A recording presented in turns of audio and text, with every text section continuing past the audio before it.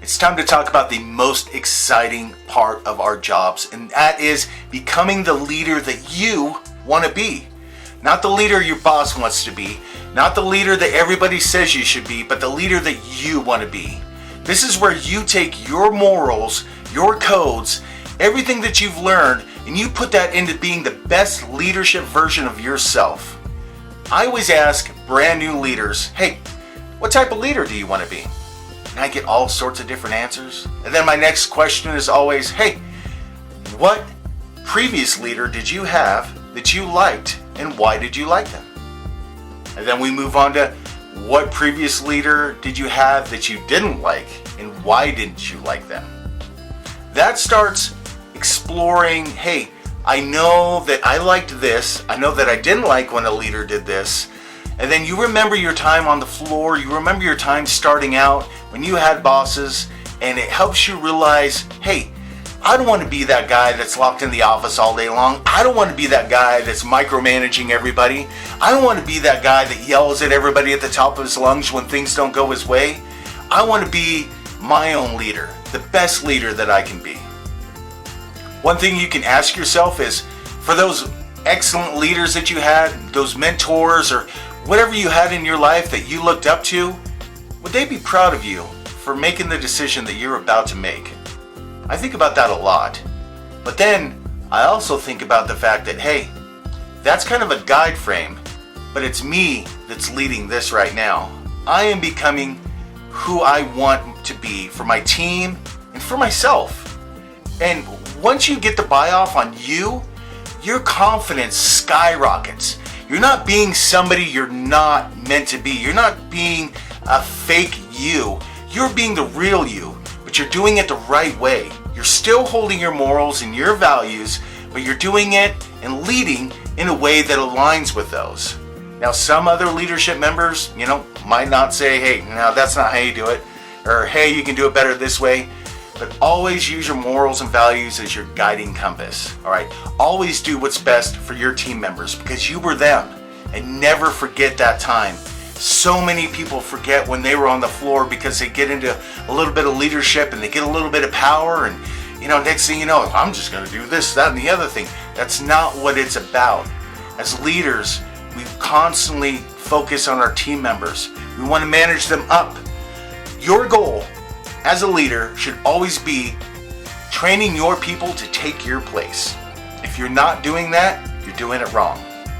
I'm going to give you 4 rules for being a very effective leader. Number 1, lead by example. If you cannot hold yourself to the same expectations that you hold your team to, they will see that. They will not like that, and they will not follow you.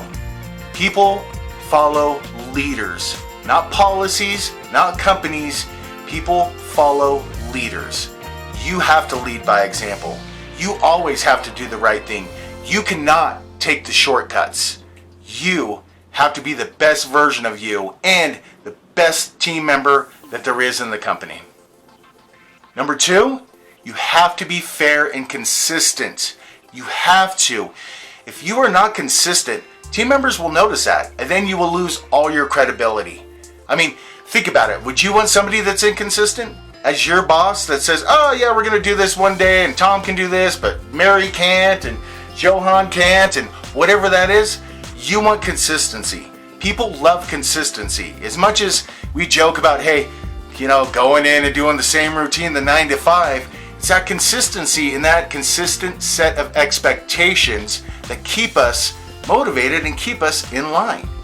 Now, you have to make sure that you are pushing that to your team as well. Number 3, hold true to your core values and beliefs. Soon as you start stepping on your own core values and beliefs, you stop believing in yourself. You start losing confidence in yourself, and you have to be confident in this job. You have to come out beaming. You have to be ready. You have to show that enthusiasm. People see that, and they follow that. And if you can do that correctly, anyone will follow you.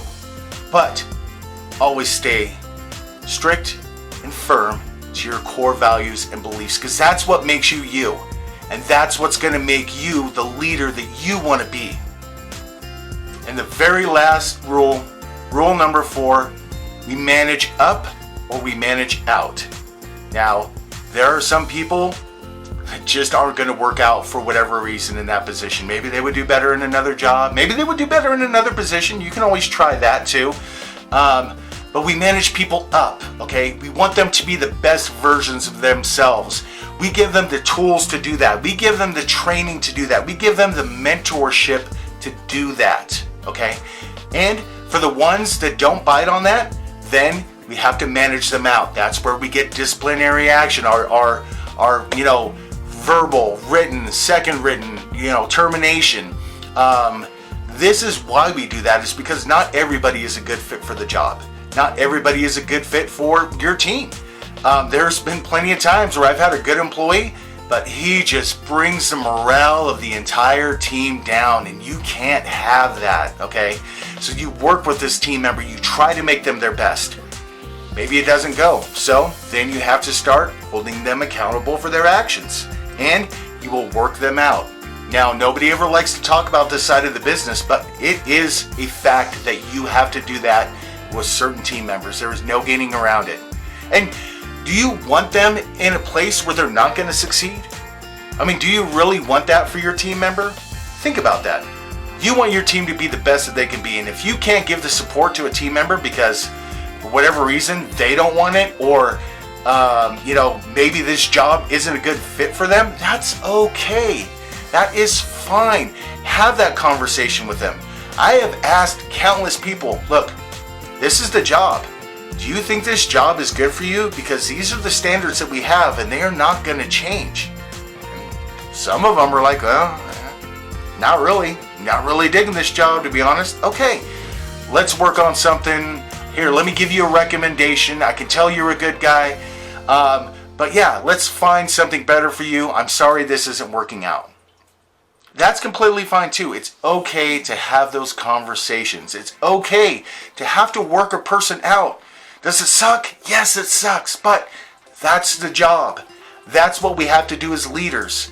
We have to thin the herd sometimes. We have to, prune the tree, if you will. That's part of what we do. And how we do that is by setting expectations, following up, and holding people accountable. And let's face it, sometimes you just get the hand you're dealt. I've gone in and started, with brand new crews where it was rough.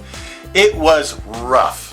And it might have taken me 6-8 months. But by staying consistent and following the 3 steps, I was able to get my team to be the best team that there was by getting the people that were good up, and getting the people that weren't so good out.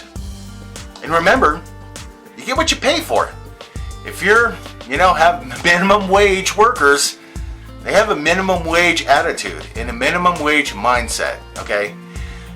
You can only do so much. Think about that. You still have to run a business, and sometimes you got to run a business with less than desirable people.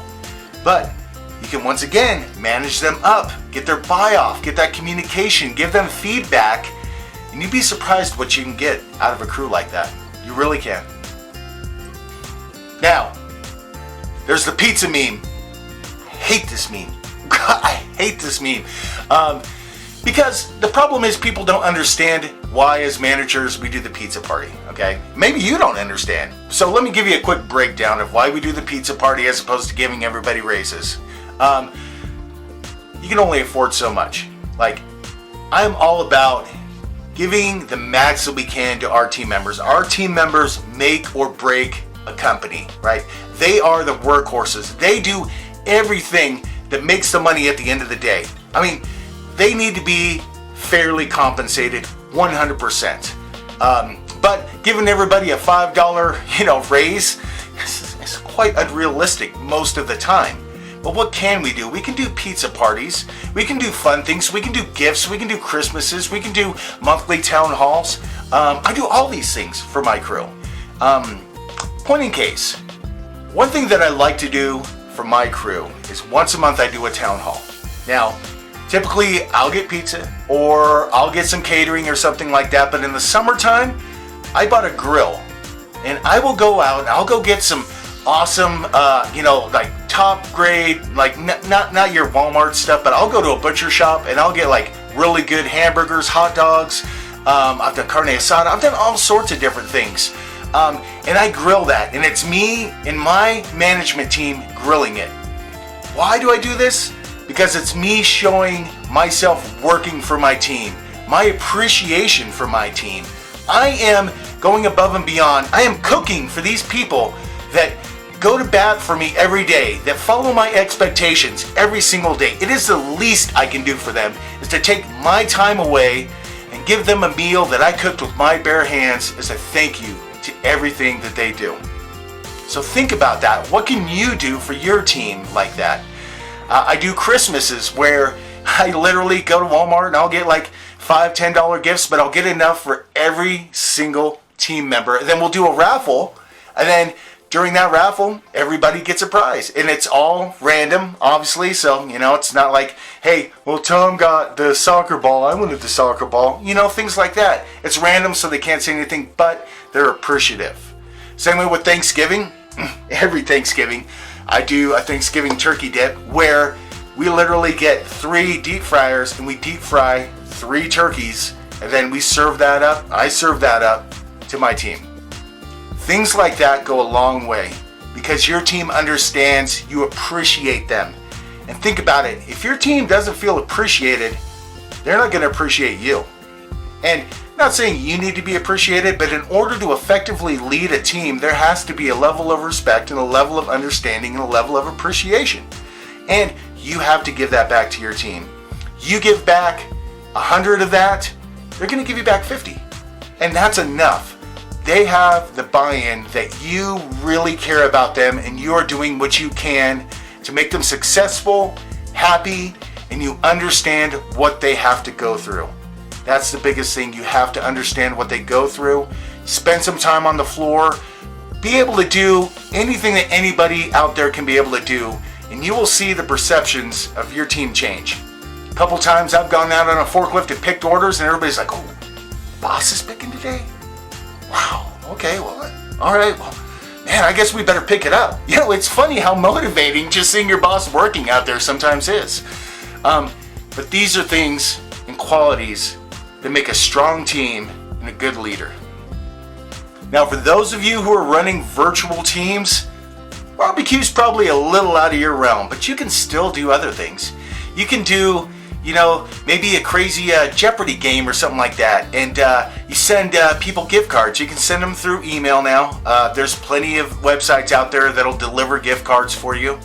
You still have the face-to-face, you have the camaraderie, you're still taking work time.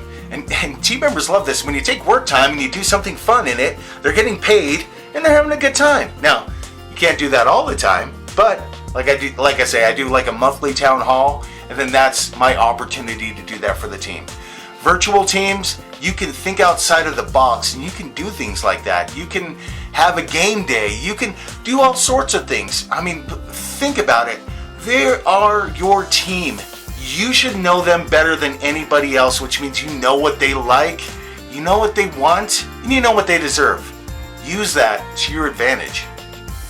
And for all of you going into a brand new crew, whether you've been recently promoted and this is your first leadership job to you've been on the job for 20 years managing hundreds of people and you're going into a brand new crew, the old adage is correct. Go in strong. You can always get lighter, but you cannot go in light and get stronger. You have to set an expectation right off the bat. Your expectation to your new crew is that, hey, these are the rules, these are the policies. You don't have to be a jerk about it, but you can be firm and you can be consistent about it.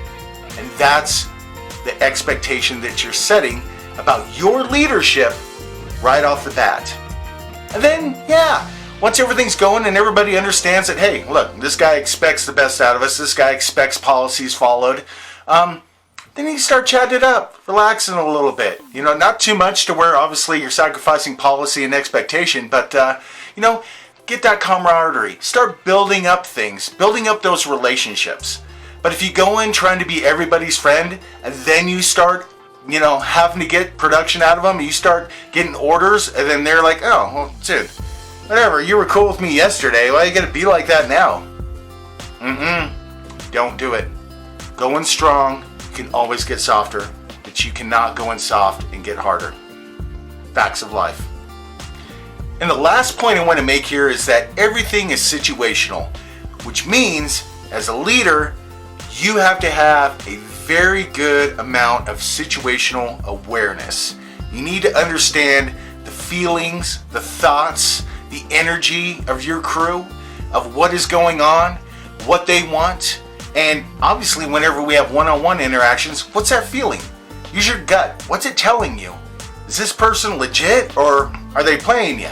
Like, what's happening here? You will start coming across the same things over and over again. And then you'll start developing your own scripts. Like, I'm at a point now to where nothing really surprises me. I still get a few surprises, but for the most part, team member comes in, has this, that, or other grievance. I have my script that, hey, well, this is this, we can do this, we can do this, and we can do this for you. And that just comes from knowledge. That comes from experience. And that's something that you get with time. So don't be hard on yourself if, maybe you've managed a situation that could have been managed a little bit better. Learn from it, adapt, and realize that there is no two situations that are the same. But you can use your knowledge and the tools that I've given you in this course to get pretty dang far.